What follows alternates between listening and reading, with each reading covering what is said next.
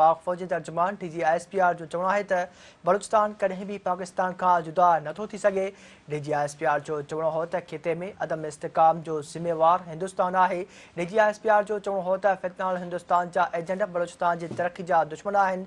उहे दहशतगर्द भारत खां पैसा ऐं तरबियत वठंदा आहिनि। DGSPR जो चवणु हो त भारत जी मदद सां पाकिस्तान में दहशतगर्दी पकड़ींदा आहिनि। अहम ख़बर खां अवां खे आगाह पिया हलूं त पाक फ़ौज तर्जुमान DGSPR जो चवणु आहे त बलूचिस्तान कॾहिं बि पाकिस्तान खां जुदा नथो थी सघे। DGSPR जो चवणु हो त खिते में अदम इस्तेहकाम जो ज़िम्मेवार हिंदुस्तान आहे। DGSPR जो चवणु हो त फितनाल हिंदुस्तान जा एजेंट बलूचिस्तान जे तरक़ी जा दुश्मन आहिनि। उहे दहशतगर्द भारत खां पैसा ऐं तरबियत वठंदा आहिनि। DGSPR जो चवणु हो त भारत जी मदद सां पाकिस्तान में दहशतगर्दी पकड़ींदा आहिनि। इन अहम ख़बर खां अवां खे आगाह पिया हलूं त पाक फ़ौज तर्जुमान DGSPR जो चवणु आहे त बलूचिस्तान कॾहिं बि पाकिस्तान खां जुदा नथो थी सघे। DGSPR जो चवणु हो त खिते में अदम इस्तेहकाम जो ज़िम्मेवार हिंदुस्तान आहे। DGSPR जो चवणु हो त फितनाल हिंदुस्तान जा एजेंट बलूचिस्तान जी तरक़ी जा दुश्मन आहिनि।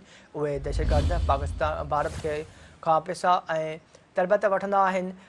DGSPR जो चवणु हो त भारत जे मदद सां पाकिस्तान में दहशतगर्दी पकड़ींदा आहिनि।